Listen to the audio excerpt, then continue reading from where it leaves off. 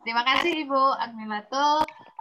Impor sampah setahu saya sudah mulai diinikan oleh pemerintah, tapi memang kalau memang ada perusahaan-perusahaan recyclable di Indonesia yang memang masih membutuhkan itu, kita butuh suatu implementasi peraturan yang sangat ketat supaya kita tidak hanya menerima residu, tapi juga memang kita menerima sampah yang memang kita butuhkan untuk recyclable company tersebut. Baik, terima kasih Ibu. Silakan Bapak Ibu, kita coba melihat, mungkin kita bisa masukkan, karena kita mencoba untuk membuat satu kompetensi yang dibutuhkan oleh pengambil keputusan pembangunan dalam menerapkan pembangunan rendah karbon ini. Ada kompetensi tertentu yang harus dimiliki mungkin oleh pengambil keputusan tersebut. Boleh. Silakan. Boleh masukan? Yes, Pak Prabang ya Pak. Silakan Pak. Jadi 3 isu sentral.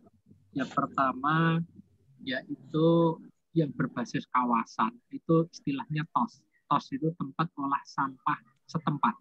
Sehingga yang sekarang menjadi masalah adalah transporter. Itu sudah terkurangi nilai fungsinya gitu. Jadi efisien sekali. PPA yang sekarang sudah terjadi di proses penumpukan open dumping dan seterusnya itu akan terkurangi bebannya banyak sekali.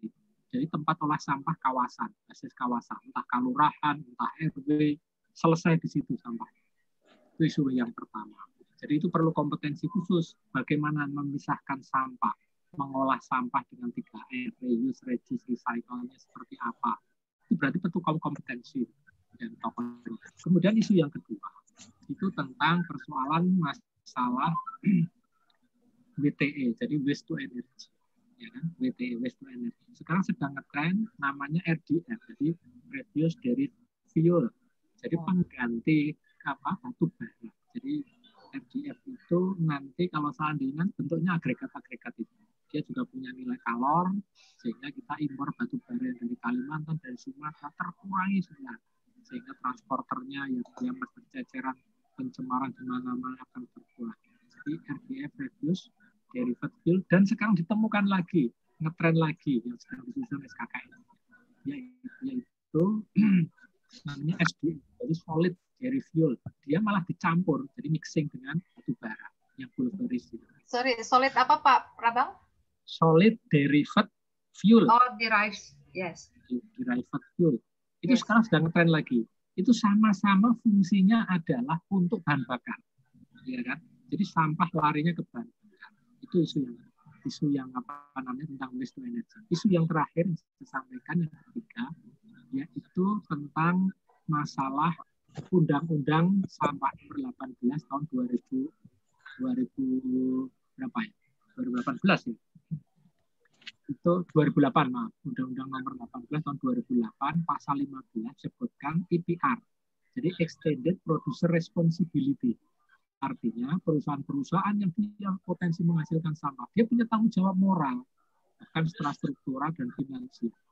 Seperti halnya AKI, nggak ada sekarang.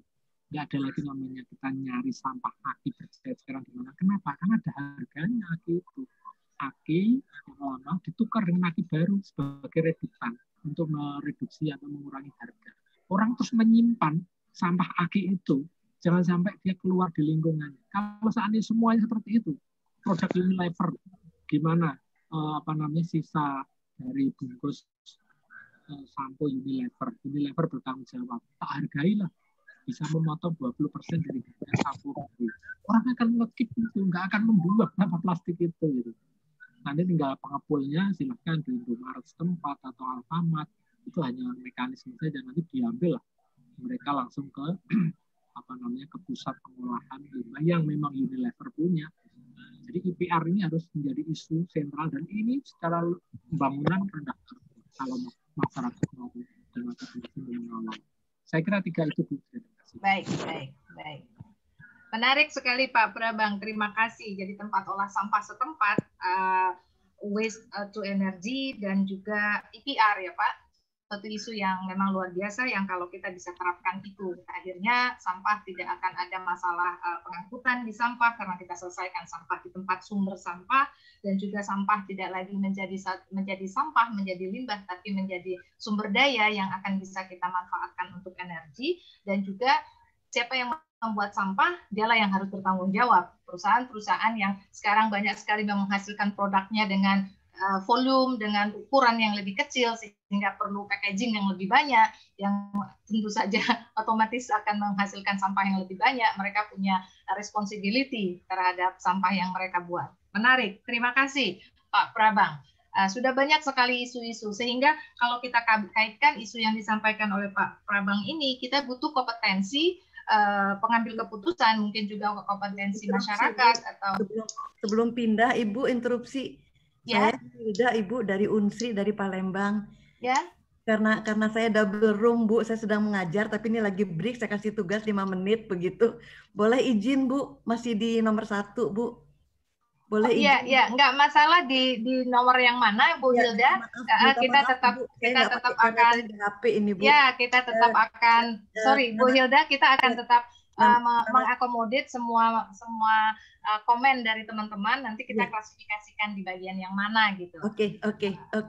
Jadi tadi saya nulis di chat, Bu, karena kebetulan saya pernah di pemerintahan dan saya dengar tadi di awal dikatakan bahwa pelatihan kita ini difokuskan untuk ASN begitu.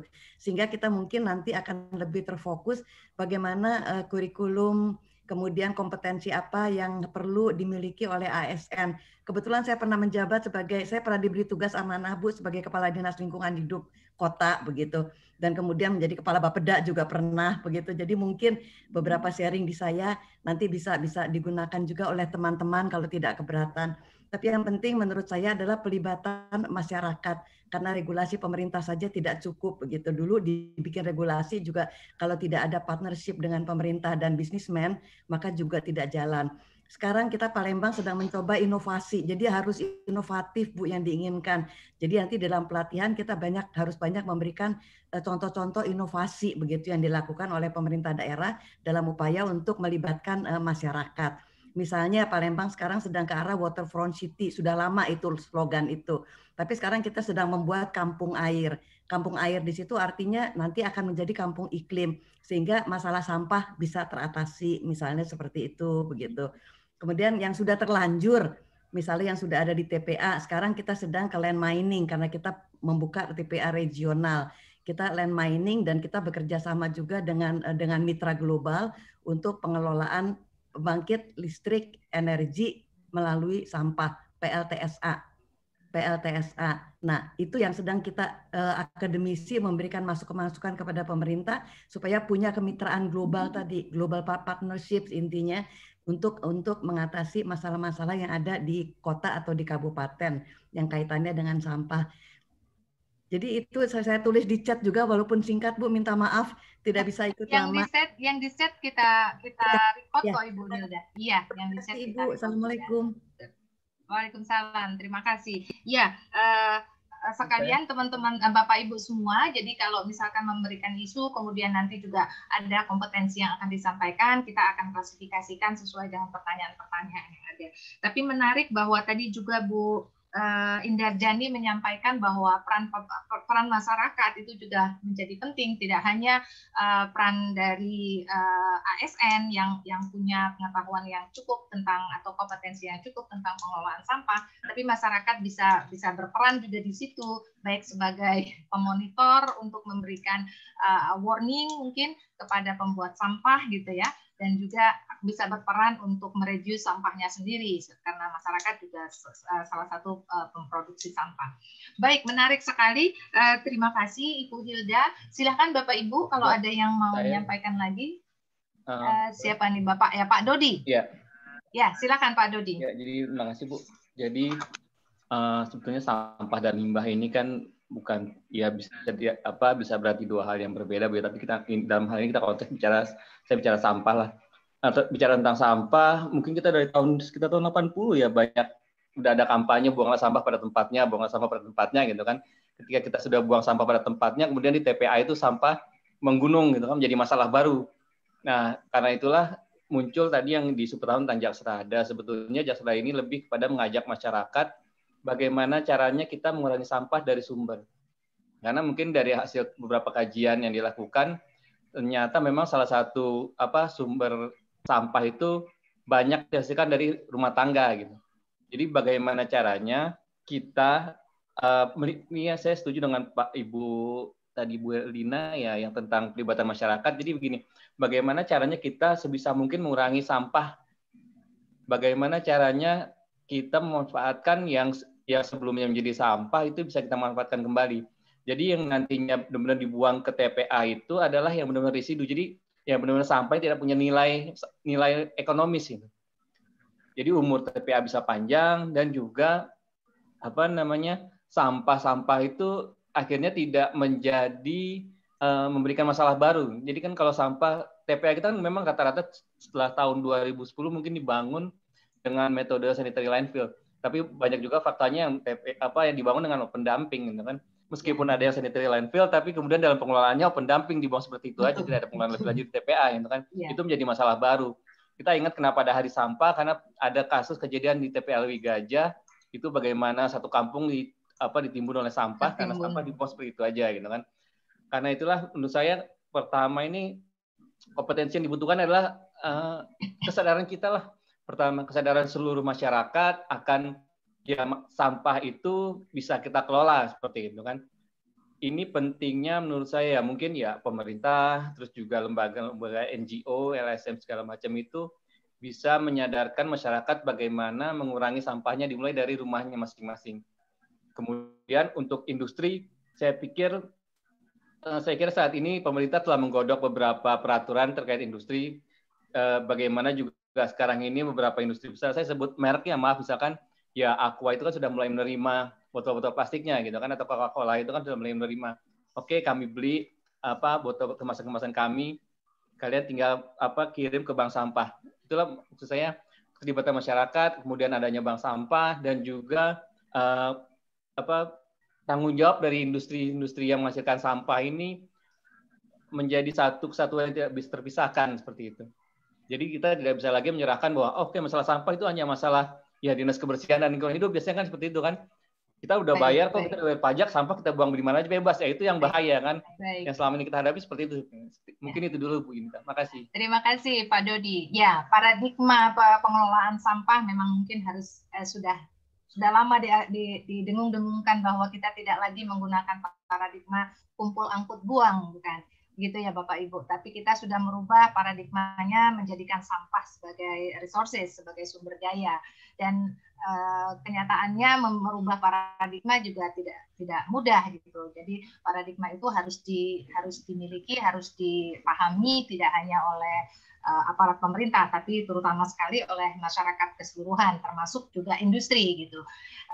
Beberapa minggu yang lalu saya juga ikut suatu rapat mengenai keinginan beberapa MNC di Indonesia, multinational company di Indonesia yang untuk menunjukkan responsibility mereka. Jadi ada kegiatan EPR yang mereka akan proceed, terutama untuk perusahaan-perusahaan yang menghasilkan limbah yang cukup banyak karena memproduksi produk mereka produce dalam package yang kecil-kecil gitu. Jadi dalam volume yang kecil-kecil. Jadi misalkan dalam saset seperti itu sudah ditunjukkan. Cuma mungkin kita tunggulah dalam beberapa bulan ini, moga-moga mereka akan mewujudkan. Tapi itu sudah dimulai sekarang, walaupun mungkin dari dulu implementasinya, eksekusinya yang memang dari dulu kita tunggu. Tapi yang pasti memang pelibatan masyarakat. Tadi Ibu Indarjani ngomong tentang pelibatan masyarakat, Ibu Hilda juga ngomong pelibatan masyarakat, dan juga Pak Dodi juga setuju dengan pelibatan masyarakat karena memang masyarakat selain yang menerima dampak negatif dari adanya sampah juga seorang yang memproduksi sampah itu sendiri. Jadi memang paradigma pengelolaan sampah memang harus kita rubah dari awal. Terima kasih Pak Dodi. Silahkan Bapak Ibu kalau masih ada yang akan diinikan. Jadi kompetensinya sudah mulai jelas bahwa memang baik masyarakat maupun ASN nantinya atau pengambil keputusan itu harus mengerti bagaimana karena sudah banyak teknologi. Tadi Pak Prabang sudah share banyak, sudah diklasifikasi dengan sangat baik teknologi pengolahan sampah seperti apa yang kita inikan, yang sudah ada sekarang, tinggal bagaimana kita menerapkan itu seperti itu. Silakan Bapak Ibu kalau ada yang lagi menambahkan. Boleh nambah Mbak? Ya, silakan Bu Nika. Oke, terima kasih. Tadi masukannya cukup banyak gitu dan bagus-bagus. Apa namanya? Saya senang gitu. Artinya begini, saya yang bergerak di bidang persampahan sejak 2012 itu selama ini kan agak susah juga ini. Bagaimana ini mengintegrasikan, mensinergikan banyak sektor itu ya. Nah ini alhamdulillah ini APIKI luar biasa ini. Terima kasih. Mudah-mudahan habis ini segera terwujud gitu ya.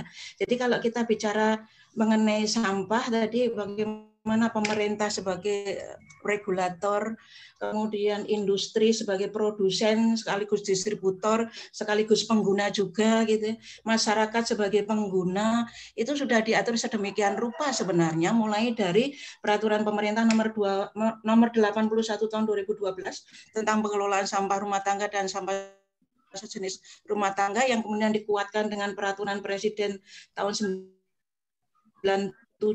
nomor 97 tahun saya sebutkan gitu ya. Nah, ini yang barangkali mungkin salah satu isu yang cukup penting itu adalah begini. Kalau misalnya, kalau kita bicara industri misalnya ya, mereka sudah mulai ada kesadaran dan mau terlibat. Misalnya kemarin ada Jambore Indonesia Bersih dan Bebas Sampah. Itu ternyata perusahaan-perusahaan swasta yang terlibat itu perusahaan-perusahaan yang besar-besar. Mereka mau mendidik, mereka mau menerima sampah yang mereka produksi semula, kemudian mereka mau mengedukasi masyarakat, bahkan mereka mau mendampingi melalui CSR misalnya. Artinya sebenarnya proses ini sebenarnya sudah bagus gitu ya. Sudah ada kesadaran dari pemerintah, dari industri, dari masyarakat. Masyarakat kalau bicara bank sampah, pengelolaan sampah, itu tokohnya dari Jogja, Mbak. Ya, tokoh bank sampah itu dari Jogja. Dia mendirikan bank sampah dari tahun 2008. Tapi kesulitan dia bergerak ternyata juga sampai sekarang belum teratasi. Nah, barangkali ini salah satu isu yang cukup penting itu adalah ada tidak kebutuhan akan satu tempat, tempat yang itu orang kemudian mau belajar itu komplit di situ. Satu tempat yang mengajarkan bagaimana mengelola dan mengolah sampah itu, mau dijadikan sumber energi, mau dijadikan sarana produksi pertanian, mau dijadikan bahan industri atau apapun, itu di satu tempat, nggak usah berkeliling gitu. Jadi kalau saya lihat misalnya dari partisipan yang ada di room ini saja, maaf ya, ini kebanyakan dari luar Jawa. Ya, yang dari Jawa aneh itu, ironis ya, sedikit itu. Kenapa begitu? Karena maaf, ternyata yang isu tentang persampahan itu kalau di Jawa sudah banyak dan mereka sudah ini yang sekarang sedang berkembang memang di luar Jawa. NTB luar biasa perkembangannya misalnya begitu. Nah, bagaimana caranya sekarang karena Indonesia ini luas, wilayahnya begitu besar, kemudian provinsinya terpisah-pisah. Ada tempat-tempat tertentu orang mau belajar tentang mengkonversi sampah menjadi apapun ada di situ misalnya. Ini contoh kalau di Jawa itu ada di Jogja, ada di Bandung misalnya. Yang saya tahu gitu ya. Mungkin saya kurang piknik juga barangkali mohon maaf gitu. Tapi di Jogja ada ini sedang kita bangun misalnya di satu tempat ya dengan luas sekitar 2,5 hektar kita mengubah sampah organik yang dikirim oleh DLH pakai truknya DLH setiap hari rata-rata 2 truk dari sampah taman misalnya. Kemudian dari kebun binatang Gembirologo di Jogja itu sudah dropping sampahnya kotoran hewan itu ke tempat kami misalnya itu rata-rata per minggu itu 2-3 truk misalnya. Bagaimana mengolah sampah yang begitu besar, sekarang numpuk sekitar 40 ton lebih, yang sudah diolah sudah lebih dari 60 ton dalam waktu kurang dari 2 bulan misalnya. Bagaimana mengubah sampah itu menjadi barang yang cepat jadi, cepat digunakan, cepat bermanfaat, tanpa berlama-lama. Mengkomposkan butuh 3 bulan, nggak perlu segitu, cukup 2 atau 3 minggu misalnya. Nah itu sedang alangkah baiknya misalnya ini di tempat-tempat lain dibangun seperti ini. Orang mau dididik di situ sekalian, orang mau dilatih di situ sekalian, orang mau promosi di situ sekalian. Sehingga kemudian masyarakat itu tidak mencari-cari lagi kemana ini saya harus belajar. Nunggu orang latih nggak datang-datang, nunggu dari dinas nggak datang-datang gitu. Jadi itu barangkali salah satu isu adalah satu tempat percontohan. Terima kasih. Assalamualaikum. Terima kasih. Waalaikumsalam Bu Nika. Jadi pusat pelatihan pengolahan sampah yang akan bisa memberikan pelatihan teknologi pengolahan sampah, kira-kira begitu ya Bu. Boleh memberikan. Baik, Pak Prabang, silahkan. Jadi ada 4 poin. Yang pertama, kompetensi pengetahuan dengan keahlian untuk mengidentifikasi. Jadi ini perlu, ternyata itu sebuah pengetahuan dan skill juga. Identifikasi sampah, mengklasifikasikan sampah, mengkategorisasikan sampah, hingga merekomendasikan teknis penanganannya. Ini kan sebuah kompetensi yang berurut. Ya. Jadi mengidentifikasi, klasifikasi, kategori, dan rekomendasi teknis penanganannya seperti apa. Itu yang pertama. Kemudian yang kedua, diberikan kompetensi wawasan tentang regulasi dan kelembagaan sampah. Jangan sampai nanti regulasi tentang sampah dari undang-undang ya nomor 18 dan turunannya nanti malah bertentangan dengan regulasi yang dibuat mungkin dari daerah atau mungkin tingkat desa dan seterusnya. Ini kan konyol ya. Ini kan konyol, padahal demi hukum kan begitu kan. Sehingga perlu kompetensi regulasi dan kelembagaan sampah. Membentuk lembaga jangan sampai istilahnya tidak support dengan lembaga yang memang sudah ada di pemerintahan. Jadi ini perlu kompetensi juga. Itu yang kedua. Yang ketiga yaitu kompetensi untuk berjejaring sampah. Artinya apa? Tidak menutup kemungkinan nanti ada namanya interchange waste. Jadi sampah di kota saya di Solo ini mungkin suatu ketika dibutuhkan di Klaten sana gitu. Karena Klaten ada tempat pengolahannya. Ya sudah kita tukar menukar dong. Baik. Di Klaten dan sebagainya. Jadi istilahnya berjejaring sampah ini juga ternyata perlu kompetensi, ada mapping unitnya. Itu ada ilmunya. Kemudian yang terakhir tentang forensik sampah. Jadi forensik sampah itu ini yang sering menimbulkan konflik interest, ya kan? Konflik horizontal. Ini sampahnya siapa? Di sungai dan dengan ada forensik sampah, asal-usul sampah ini ternyata bisa ditelusur. Oh ini ya sampahnya dari sana, usianya sekian, dan itu juga ada keilmuannya ternyata. Kalau seandainya kita nanti yang suka tentang ilmu seperti itu, insya Allah menangani sampah itu nanti terstruktur, sistematis, integratif, dan informatif. Terima kasih. Baik. Terima kasih Pak Prabang. Paling tidak Pak Prabang coba mengintroduce ada 4 kompetensi yang harus dimiliki kalau kita mau mengelola sampah ya, solid waste terutama. Kemampuan mengidentifikasi, mengkategorisasi, jadi segregation process itu, dan sampai memutuskan kita harus olah jadi apa. Tentu saja itu juga harus dalam menentukan kita akan mengolah seperti apa, itu kan kapasitas dari sampah itu sendiri juga kita butuh perhitungkan. Jadi kalau misalkan ujuk-ujuk kita mau menggunakan sampah sebagai energi, menjadi energi misalnya, tapi ternyata jumlah sampah yang tersedia untuk bisa kita ubah menjadi energi tidak mencukupi, juga tidak bisa jalan. Kemudian kompetensi regulasi persampahan sendiri, karena jangan sampai pendekatan pengolahan sampah di suatu daerah itu bertentangan dan jejak sampah. Ini menarik Pak, jadi berarti kita membuka pasar ya Pak, pasar dalam pengertian ada transaksi sampah gitu. Siapa tahu, karena ini kalau kita bicara sampah sebagai sumber daya, tentu saja kita butuh siapa yang butuh sampah dan siapa yang bisa menyediakan jenis sampah tersebut. Nah mungkin nanti masalah impor sampah yang tadi Ibu Akmilatul sampaikan mungkin kita nggak perlu lagi karena ternyata di beberapa daerah bisa support kebutuhan sampah itu. Misalnya gitu, kalau memang sudah ada jejaring atau sudah ada pasar sampah itu. Dan terakhir adalah forensik sampah. Itu juga ada ilmunya yang bisa kita, sehingga tidak bisa tunjuk siapa yang membuat, dialah yang harus membayar gitu. Siapa yang mengeluarkan sampah, dialah yang harus membayar. Terima kasih Pak Prabang, luar biasa, itu sudah bisa masukkan kita ke ini kompetensi yang kita butuhkan. Kita masih punya waktu sedikit Bapak Ibu, mungkin untuk yang terutama untuk yang keempat kali Mas Fajar yang build back ya, sehubungan dengan kondisi COVID yang sekarang, kebetulan saya juga melakukan beberapa penelitian di daerah saya, dan tentu saja penelitian tidak bisa secara offline, lebih banyak ke online, dan memang ternyata sampah medis. Jadi sebelumnya dari rumah tangga sangat sedikit, tapi sekarang karena kita selalu pakai masker, kemudian jadi kita buang di tempat yang sama gitu, menjadi masalah yang baru dengan adanya COVID ini.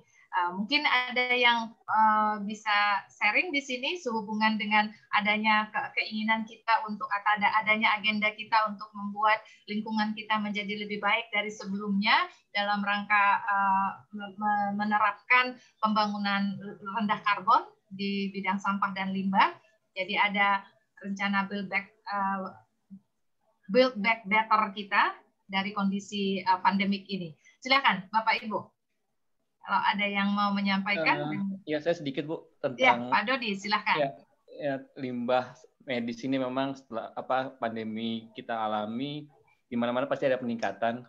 Untuk itulah saya kira ini pentingnya kerjasama. Jadi bagaimana kita memberikan penyadaran kepada masyarakat terkait penggunaan masker, ya, terutama Bu ya. Itu kan masker yang sekali pakai.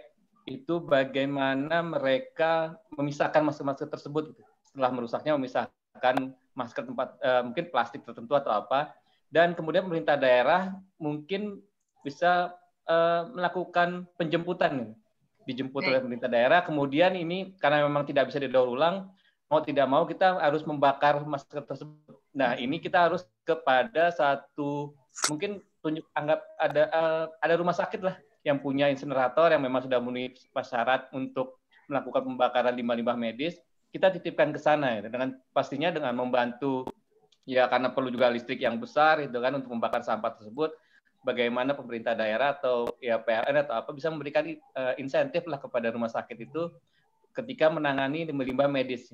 Ini saya kira sangat penting karena jika ya masker kita buang sembarangan seperti itu, ini masalahnya bukan hanya sampah di kita yang tidak akan bisa terdegradasi, yang nggak akan hilang. Mungkin bisa di laut menyebar kemana-mana, virus tambah luas cakupannya, dan pada akhirnya ya pandemi ini akan terus berulang seperti itu kan, karena memang ya kita mungkin ya secara tidak sengaja menyebarkan virus-virus yang ada di masker tersebut atau di limbah medis yang kita hasilkan. Seperti itu. Terima kasih Bu ini. Ya, terima kasih Pak Dodi, betul sekali. Jadi memang ada tambahan dan kemudian sampai sekarang kalau kita lihat dari pengolahan sampah terutama di perumahan, kalau kita bicara household sampah rumah tangga itu tampaknya masih belum tertangani. Jadi kita nggak ada, kalau sampah anorganik, botol plastik kan sudah masuk bank sampah. Sampah organiknya sudah ada beberapa tempat yang mempunyai komposter. Bata Karawang kalau di Jawa Barat itu sudah satu teknologi yang diterapkan. Tapi begitu bicara sampah medis, mungkin ya karena dalam kondisi COVID begini, maka sampah itu ada di rumah tangga. Menarik, terima kasih Pak Dodi. Silahkan Bapak Ibu, kalau masih ada yang kondisi yang ditemukan. Tambahan Mbak. Kalau boleh, lagi. Baik, siapa nih sebelumnya ada kalau boleh nambahin. Oke.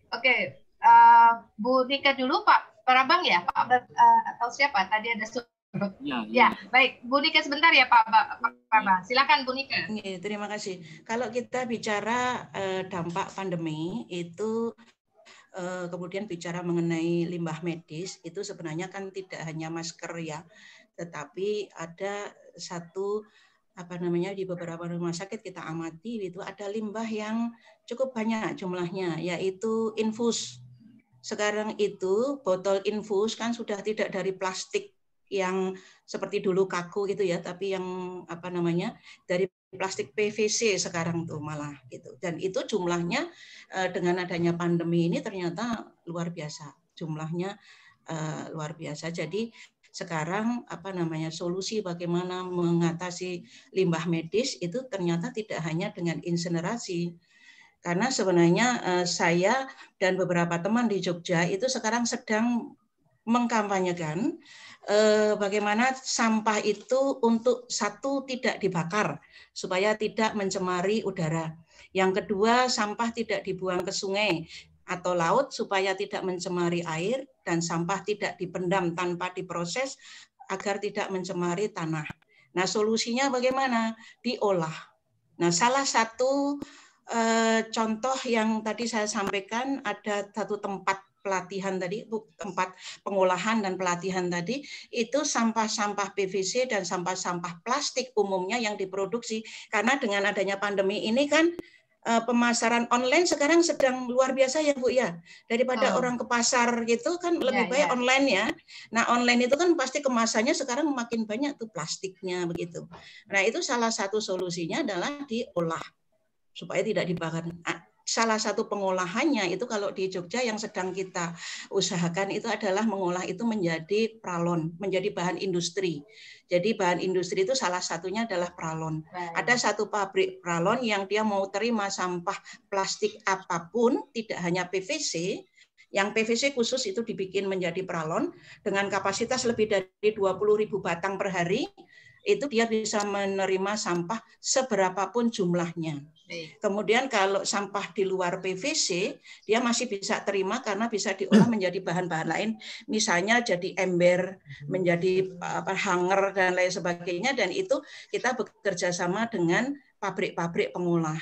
Nah, barangkali isunya itu adalah bagaimana menggandeng industri, itu satu. Bagaimana menyatukan visi misi industri itu, mereka mau menerima sampah yang dari masanya diolah menjadi bahan yang lebih bermanfaat. Yang kedua adalah diversifikasi pengolahan sampah, ya, yang non organik terutama karena itu banyak kita hadapi. Yaitu betul tadi yang disampaikan Pak Prabang itu saya setuju itu kompetensi yang tadi menyebutkan kemampuan orang untuk mengidentifikasi sampah. Ini termasuk sampah B3 kah? Ini termasuk sampah yang masih bisa diolahkan dan lain sebagainya. Itu ternyata dibutuhkan, Ibu. Terima kasih. Mohon maaf, waktunya 2 menit lagi. Oke, kalau gitu saya nggak komen dulu. Bu Nika, silakan Pak Prabang. Ya, saya sedikit saja. Jadi begini, apa saja program diklat di masa COVID. Jadi saya mengistilahkan kita membuat platform, tapi bentuknya checklist berbasis HP Android ataupun mungkin iPhone. Jadi checklist itu nanti mudah saja, kita sudah di-guide, ya kan, mudah. Kemudian sampah sekitar Anda dari COVID itu apa? Ada sampah, seandainya sisa-sisa masker dan sebagainya. Tuliskan di checklist ke gadget itu, mungkin nanti pakai Play Store atau apa gitu. Dan itu langsung terhubung kepada servernya itu adalah Satgas COVID ataupun mana yang memang diberi kewenangan itu. Sehingga akan tertelusur ketika itu kemudian koordinatnya di mana, HP itu kan istilah menunjukkan koordinatnya. Oh, di sana terjadi sampah itu, sampah COVID, ya kan? Kemudian kapasitasnya berapa, kuantitasnya berapa, kualitasnya seperti apa. Maka di titik-titik seperti itulah kemudian saat itu baru bagaimana kita untuk merespon roadmap berbasis spasial itu. Jadi orang itu kalau dimanjakan dengan menggunakan HP, di situ dia bisa menginput. Saya yakin itu partisipasi masyarakat besar itu. Tidak harus menggunakan uang. Terima kasih. Baik. Waktunya sudah habis, Bu. Ya, Bu Yunita, sebentar klarifikasi. Dia tidak salah paham, boleh? Waduh, waktunya sudah habis, Pak Dodi. Sangat singkat, silakan. Ya, jadi yang saya maksud dengan dilakukan insinerator bukan berarti saya menganjurkan untuk membakar sampah. Jadi dia tidak salah paham. Ini karena situasinya pandemi, limbahnya medis. Jadi itu harus jelas bahwa ini limbah medis Jadi perlu pengolahan lebih lanjut, mungkin bisa kata itu steril itu. Kita perlu berhati-hati juga bagaimanapun. Seperti itu Bu Indah. Baik, terima kasih. Iya Pak Prabang, karena sekarang kita bangun tidur bukan gosok gigi ya Pak, tapi bangun tidur buka HP. Baik, mungkin itu suatu pendekatan. Ini luar biasa sekali. Kita sudah punya banyak masukan dari Bapak Ibu semua untuk dalam rangka pengolahan sampah. Terutama banyak yang bicara sampah ya, tidak hanya especially jadi solid waste yang lebih banyak diinikan. Tapi itu menjadi masukan yang luar biasa untuk kami semua. Mas Fajar, apakah akan langsung diinikan sama Mbak Anita? Saya nggak cek. Ya, sudah selesai. Jadi kita menunggu masuk ke meeting lagi. Baik ya. Ya Bapak Ibu, kita akan menunggu untuk balik lagi ke main Zoom-nya. Tapi saya sangat berterima kasih kepada Bapak Ibu dengan semua masukan yang diberikan dalam FGD ini. Itu menjadi sangat sudah kita lihat beberapa isu menarik di persampahan, terutama di solid waste-nya, dan tapi juga tadi ada beberapa komen tentang limbah dari industri yang tentu saja tidak hanya solid, limbah-limbah yang lain dari industri juga harus kita tanganin, dan kita juga melihat bagaimana peran masyarakat gitu ya, yang juga sangat penting untuk dalam konteks persampahan ini, karena itu juga akan, belum lagi kalau kita bicara sampah human kita ya, yang setiap hari kita lakukan di pagi hari gitu, itu juga harus ditangani sebenarnya. Tidak hanya karena itu juga akan menghasilkan dampak yang kurang baik kalau tidak kita ini kan, karena sekarang kan banyak sekali di perumahan kita tidak kita lakukan apa-apa, hanya kita pendam saja, walaupun sebenarnya sudah kita berharap itu bisa, karena belum banyak perumahan yang misalnya atau rumah yang mempunyai menambahkan bakteri tertentu ya di toiletnya. Nah, itu juga at the end of the day juga akan pengaruh terhadap tanah, polusi tanah, dan mungkin juga sampai ke polusi air. Kalau kita bicara sampah yang human sama manusia seperti itu juga harus ditangani dengan baik. Kompetensinya banyak sekali sudah jadi masukan di sini, luar biasa. Saya sangat mengucapkan terima kasih kepada Bapak